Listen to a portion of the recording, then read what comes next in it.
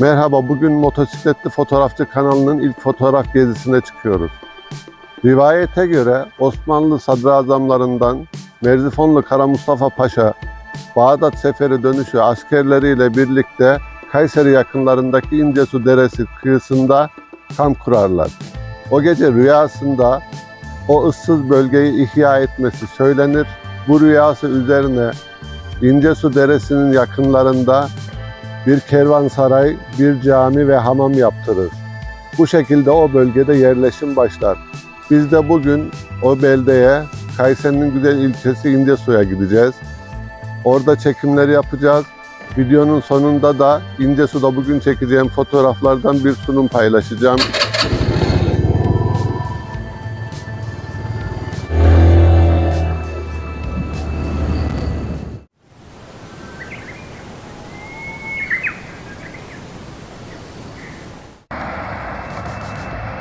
Burası Kayseri Organize Sanayi Bölgesi girişi. Yolun buraya kadar kısmında bir sorun yaşamadım. İnşallah bundan sonrası da öyle devam eder. Kaskıma takılı bir aksiyon kameram olmadığı için sürüş sırasında kayıt alamıyorum. Bir aksiyon kamerası alana kadar bu şekilde idare edeceğiz. Bugün yanımızda arkadaşım Eyüp Kaya var. Kendisi İncesu'lu ve İncesu'da yaşıyor. Bugün kendisi bize rehberlik edecek. Hoş geldiniz abi. Hoş bulduk. Ne yapıyoruz Eyüp bugün? Yani köşe bucak gezeceğiz desek. Yani tamamen her yeri tanıtmaya çalışacağım size bugün. İncesu'da gezecek, görecek çok yerimiz var. İnşallah izleyenler de memnun kalır diyelim. Bu arada kanala henüz abone değilseniz abone olup bildirimleri açmayı, videoya beğeni ve yorum bırakmayı unutmayın. Çıkalım mı yola? Çıkalım.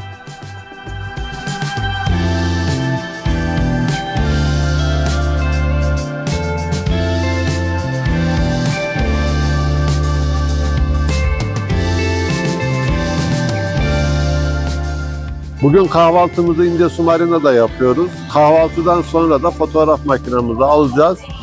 Bu bölgede fotoğraf çekmeye çıkacağız. Eyüp, sen Marina'dan biraz bahseder misin bize? Marina ile ilgili şöyle söyleyeyim. Marina şu anda belediyenin işletmesinde. Yani zaten marinayı bu hale getiren, ayaklandıran, canlandıran belediye. Bu alanda dediğim gibi yani kahvaltı yapılabilir, yemek yenebilir. Ayrıca aşağı kısımda gördüğünüz kısımlarda karavan ve çadır kampı da yapılabiliyor.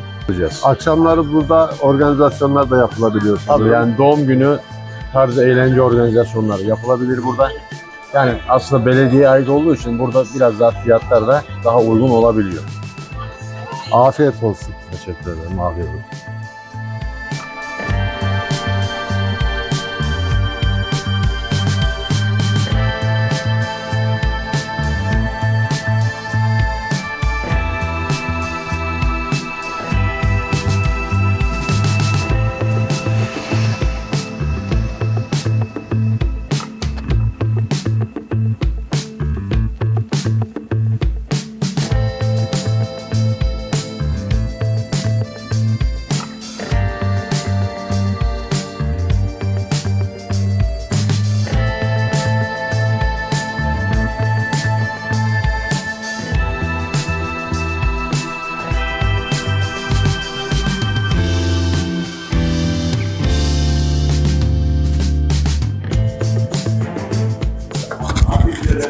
Evet, Hacı'nın yerine hoş geldiniz öncelikle. Size ufak bir bilgilendirme yapmak istiyorum. Burası benim dedemin yeri. Yaklaşık 30 senedir falan ayakta. En son nesil olarak ben buradayım. İki amcam ve babam 3 ortaklar. Ustalarımız da güzel nezih. Sizde bir İncesu halkına hizmet vermekte bulunmaktayız 30 senedir. Tek amacımız müşteri memnuniyeti bizim burada. İşimiz zor. 250 ila 300 derecenin arasında 250 ila 300 derece karşısında kürek sallıyoruz. Yeri geliyor ekmek, yeri geliyor kıymalı, yeri geliyor kaşarlı pide, kuşbaşılı gibi çeşitli pidelerle halkımıza hizmet etmeye çalışıyoruz.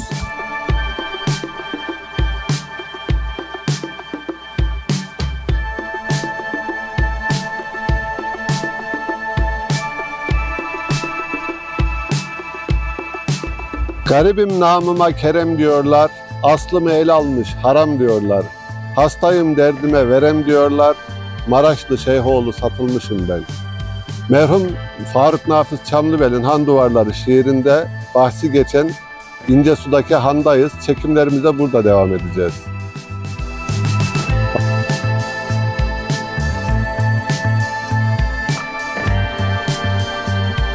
Şu an Turgay Bey yanımızda. Turgay Bey, handan bize biraz bahseder misiniz? 1670'li yıllarda yapılmış olan güzel bir Osmanlı eseri. Bu kullandığımız alan otel kısmı. Yazlık otel ve kışlık arkamızda gören kışlık bölüm olarak. İpek yolu üzerinde olan güzel bir tesis diyebiliriz. Yan tarafta ticarethanesi, camisi, hamamı ve kültürel bayağı mirası olan bir tesis ecdadımız yapmışlar. Biz günümüzde etkinlik alanı olarak kullanıyoruz. Toplantı, seminer, düğün, özel etkinlikler gibi mekanı canlı, diri ve bizden sonraki nesilleri en iyi şekilde bırakmaya gayret ediyoruz. Şimdi aslında Turgay Bey müzisyen. Yani burayla ilgili güzel bir türkü de çalarsak bu şekilde bitirebiliriz. Evet, bize bağlama çalarsanız çok Evet, mutlu oluruz. 30 yıllık kadar bir profesyonel sahne geçmişimiz oldu. Şimdi hancıyız, zamane hancısı. Ama müzikten kopamıyoruz. Elimden geldiği kadar bir şey yapayım.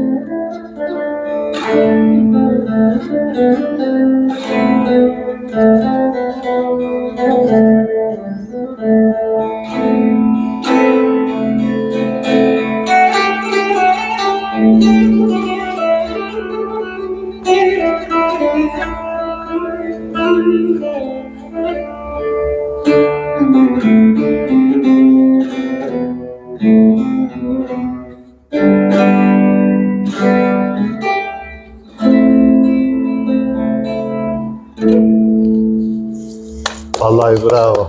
Teşekkür ederim, sağ olun. Turgay Bey, hem han hakkında verdiğiniz bilgiler, hem burada çekim yapmamıza izin verdiğiniz için, hem de bu müzik ziyafeti için çok teşekkür Biz teşekkür ederiz. ederiz. Ayaklarınıza sağlık. Sevgili takipçiler, İncesu fotoğraf gezimizin sonuna geldik. Videonun bundan sonrasında sizi İncesu'da çektiğim fotoğraflarla baş başa bırakıyorum. Videoya beğeni ve yorum bırakmayı, kanala henüz abone değilseniz abone olmayı unutmayın. Bir dahaki videoda görüşmek üzere, hoşça kalın.